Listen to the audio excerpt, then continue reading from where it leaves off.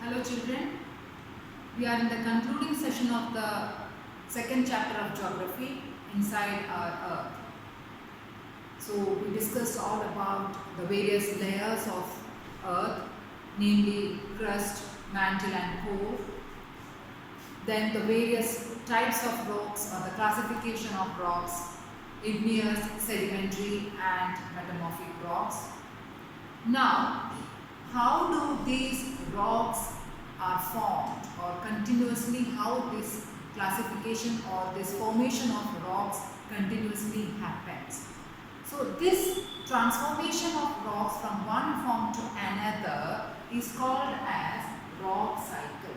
The process of transformation of rock from one stage to another is a cyclic process. It's a chain process which happens continuously. That is why we call it as rock cycle. You know what a cycle? Because it's a cyclic process which keeps on happening. In the same way, this is rock cycle which keeps on happening. And what's happening here? It's a transformation of the rock from one state to another. And what is the state from one phase to another phase happening? That is the changing of the rock from one form to another, keeps on changing or keeps on transforming depending upon the conditions that it gets exposed to. Okay? Now that is what we are going to study today. Now, what do you mean by minerals? Minerals are naturally occurring substances which have certain physical properties and definite chemical composition. Now you know, oxygen is O2. O3 is not oxygen. Okay, let me write it. When I say O2, it's oxygen. That means two molecules of oxygen makes oxygen. When one more is added, it becomes ozone. So that means it should have a definite chemical composition. Right? Similarly, H2O. What is H2O?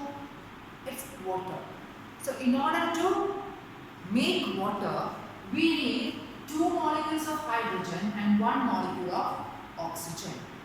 If the number of molecules of hydrogen or oxygen vary, water will not be there. You won't get water. So that means every mineral, in order to be in the form of a mineral, that mineral should possess some particular characteristics. This characteristics is in the form of a particular properties and composition. You know, human beings also, every human being has two eyes, 2 ears, hands and all those things. And someone is born with an extra hand or an extra eyes or an extra mouth. It's something which is, good to listen to. Something which is uncommon, right? That is why Lord Ganesha, he has a trunk and he is not called as human being. Similarly, every person or every substance has got its own physical property and chemical composition. Then only you can classify them in that substance in its own category. Okay? So that is why we call minerals as a natural substance which has got a definite physical property and a chemical composition. I hope this definition is clear to you.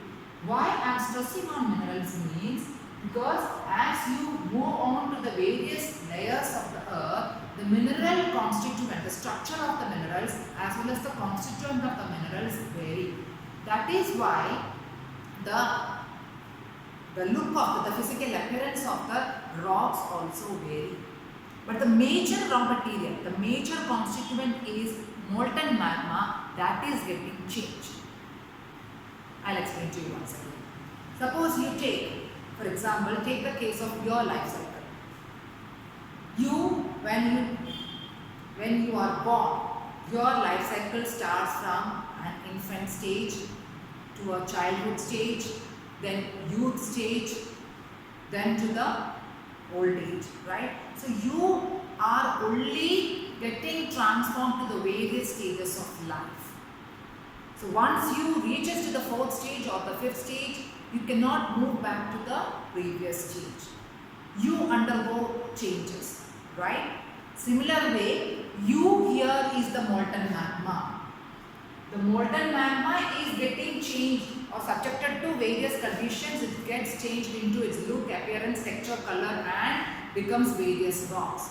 So that cannot be moved back, that cannot take its or that cannot reshape into its older look. Okay, there are so many applications which can tell you your future look.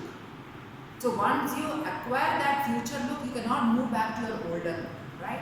The same way, that is why when I explained to you that a sedimentary rock like limestone changes into marble, the marble cannot change into limestone. In order to happen, in order to a marble changing to limestone to happen, it has to move from the very beginning of the cycle. Again, the sedimentary rock has to change to igneous rock. Are you getting what I am saying? Getting it, children? Okay, so once again, in order to understand that, here you begin with the rock cycle is a transformation of one form of rock to another, which is the cyclic change happening one after the other in a continuous process. Okay, that is what is called as rock cycle. Now what gets changed here? The molten magma gets changed here. How does this molten magma change? The molten magma, when it is subjected to heat, pressure, water or climate. These are the conditions which are when the rocks exposed to undergoes the transformation. Okay. So first and foremost, it is the igneous rock, which is the parent rock that are obtained by the volcanic eruption. When the molten magma solidifies, cools and solidifies, we get the igneous rock, which is the parent rock. It breaks into sediments and forms the sedimentary rocks. When the sedimentary rocks subjected to heat and pressure, it forms the metamorphic rocks. Now, there is no much difference between igneous rocks and sedimentary rocks. Sedimentary rocks are formed when the igneous rocks breaks into sediments.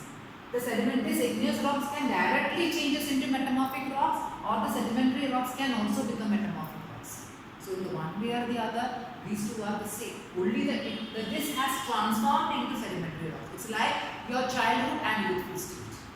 Okay? But what has undergone changes? Because igneous rocks, it was a phase. So when this phase has changed into sedimentary rock, the composition has changed, the look has changed. That is why the igneous rock, the example was different, sedimentary rock, the example was different. Okay? You cannot change it. You cannot turn them back into the previous position. Hope you understood this. So igneous rocks changes into break into sediments, form into sedimentary rocks, subject to heat and pressure, metamorphosis happens, becomes metamorphic rocks. Again, it undergoes heat and it's subject to heat and pressure. It could lead to volcanic eruption, becomes igneous rocks, and the whole cycle continues. Okay, so this is called as rock cycle. Okay, children. So this is how rocks are continuously formed on the earth. Okay, and rocks are not exactly in the hard nature, the hard look, but it is actually in the semi-solid form, which we call it as molten magma. So the whole changes are happening, the transformation is happening with respect to the molten magma. Okay, so with that we have concluded with the chapter. We have come to the end of the chapter inside our earth. Make a note of the lesson. Draw neatly, make a note of these questions. Draw neatly the diagram of rock cycle and explain the procedure. Draw neatly the diagram of rock cycle and explain the entire process. Thank you all. Have a good day.